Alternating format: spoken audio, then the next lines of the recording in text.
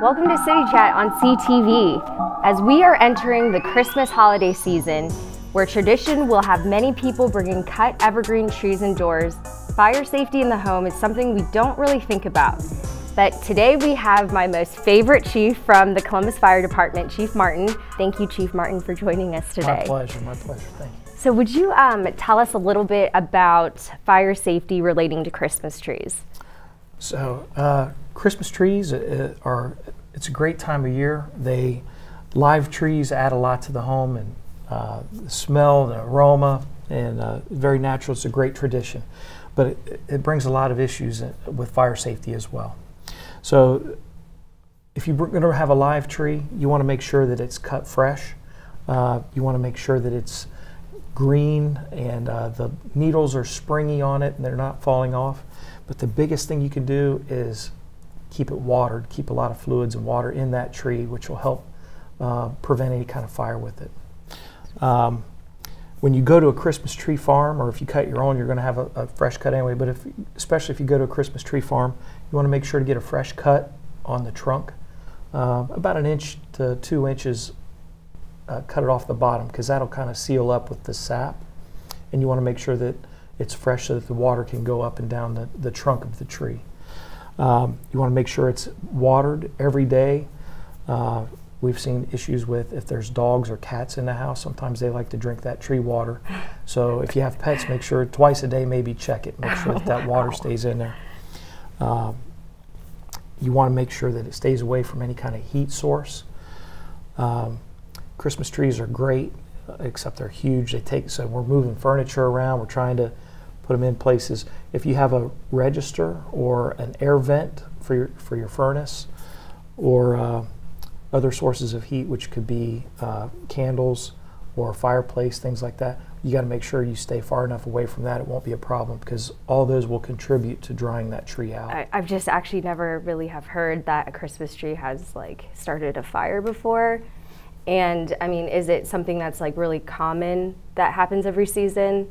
So that's a good question. The Christmas tree itself won't cause a fire, but it becomes fuel. And the drier that it is, the more flammable it becomes. Oh, wow. And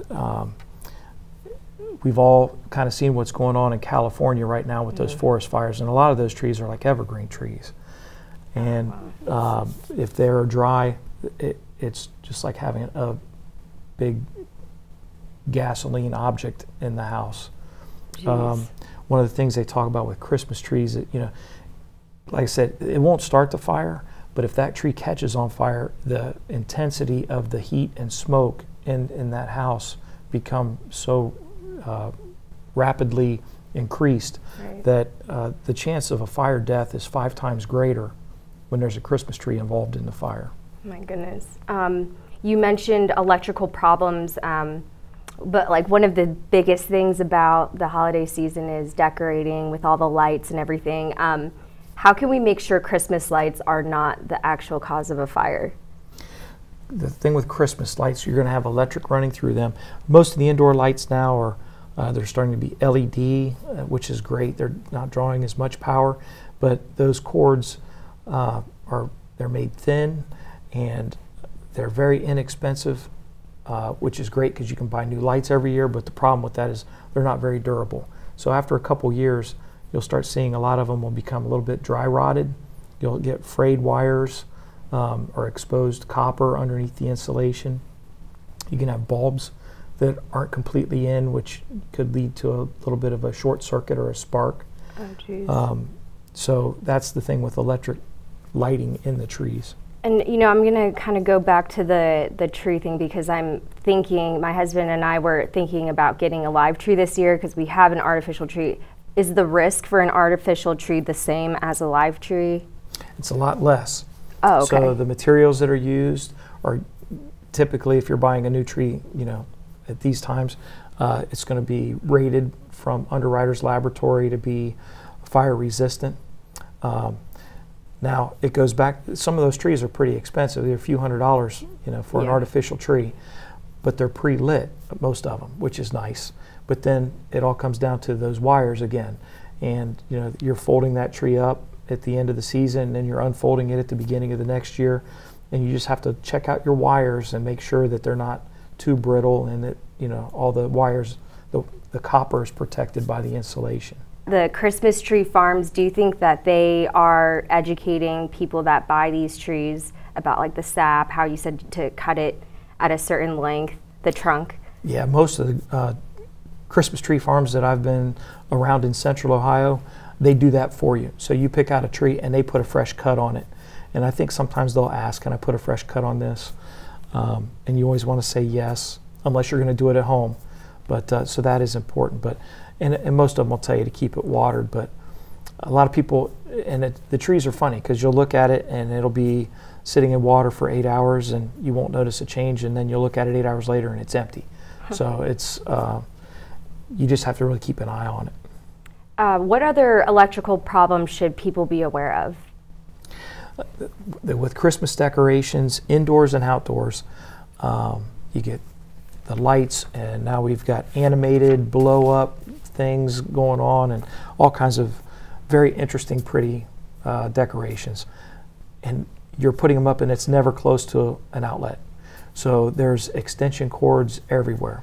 So a few things to remember about extension cords is, well, with outlets, we don't want to overload one outlet.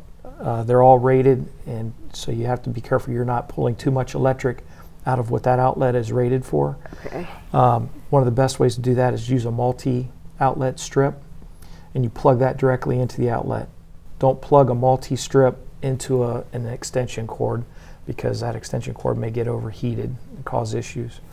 Don't curl up your extension cords into coils, because that can generate heat, which can get hot enough to melt the insulation and start a fire.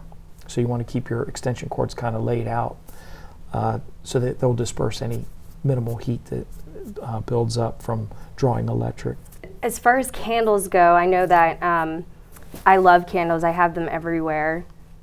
And like, is that something that's normal, or does it just, it increases during the holiday? Or what's the, do you have any special tips on fire prevention with that? So with candles, we use them all year round. I mean, there are retail stores that's all they do is sell candles. You know, they're meant to for decoration and illumination and scent and all that kind of stuff. But around the holiday season, it intensifies. And one of the things that we see is a lot of people will put evergreen type pine coney ornamentation around the bottom of a candle. So now you've got a flame and you've got fuel pretty close together. So if that's your centerpiece, there's nothing wrong with that, but you have to remember with candles, don't leave them unattended. If you're going to leave the room, extinguish, snuff them out or blow them out. Don't use candles as lighting. So what we see in the wintertime a lot, not necessarily on a holiday, but when we have the freezing rain and bad weather, we get a lot of electric power outages. And so two big things with that. One, with candles, we'll see people walking around with candles as a flashlight, and they use that as temporary. A lot of bad things can happen when you're walking around with the candle and there's hot wax and a flame. So we encourage everybody to use flashlights or battery operated lighting for that, and keep candles stationary. And then another thing, let me touch on with the power outages, is we see a lot of times where people will be cooking and have their stoves on or have things going on, and a power outage occurs and they forget that they had something on the stove. They wait for the electric to come back on, and after a while it doesn't, so they decide, hey, we're going to go out to a restaurant and get something to eat. And then when they come back home, the power has been turned back on, and whatever was on the stove is now to the point that it's catching on fire. So make sure everything's turned off in a power outage. Even though candles, we use them all year round, the top 3 days for candle fires in the United States are Christmas, New Year's Day, and Christmas Eve. So that's one of the reasons, especially around the holidays, we want to make sure we're safe with candles. Yeah. So what other concerns does the fire department have besides trees during the holidays? Okay, so there's a lot of activity that doesn't normally take place around the year. So People are coming in, parties. You're going to be doing a lot around the kitchen, food preparation, and so we just want to make sure that you don't get wrapped up in a lot of the chaos and you are mindful of safe kitchen operations. Mm-hmm. If you have a gas stove, you want to make sure that if you have a lot of things around the countertops, they're not getting crunched down close to open flame. Right. You want to make sure that there's a lot of children visiting and kids are excited in the season, that they're not running around the kitchen or roughhousing, which might knock something off a stove and cause burns or things like that, injuries. So be careful of that. One thing, even though it's not necessarily a time change, this is still a great opportunity for you to test your smoke alarms and make sure that they're operational. Once again, we have a lot of heat going on with the Christmas trees and everything else. We want to make sure that if there is something bad that would happen, that we're alerted as early as possible. So make sure you have a working smoke alarm at each level of the house and inside sleeping areas as well as outside sleeping areas if you can arrange that. If you have overnight guests that come in, people from out of town, family or friends, it seems kind of bizarre, but make sure that they know 2 ways out of your residence from wherever they're sleeping. Basically, we push home fire drills for everybody, but if you have visitors, they're not familiar with your house. Right. They may not be familiar with how you lock your doors, and we have seen where there's been fire deaths in Central Ohio that have occurred with people that are not normally residents of that house, they're visitors. So let them know, how to get out of a house if they need to, and let them know where there's a meeting place outside the house so that everybody will know where to convene, and the fire department gets there, you can tell us everybody is accounted for or we're missing somebody. We've had some fire deaths the last couple of years with people that were in their house and they felt that they could put the fire out. So they got their families out and they went back in to try to fight the fire. Oh, no. And it doesn't take long to get a couple breaths of superheated gases and thick smoke, and then you pass out, and then it's maybe not the fire that gets you but the smoke. So we encourage everybody, have the smoke alarm, know what it does, know what it sounds like, know 2 ways out, and once you get out and get people out, stay out, don't go back in. Don't try to fight a fire by yourself.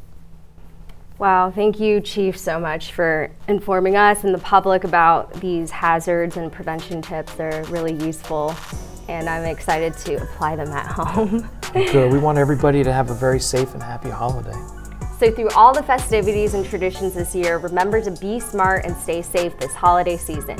Thanks for watching City Chat on CTV.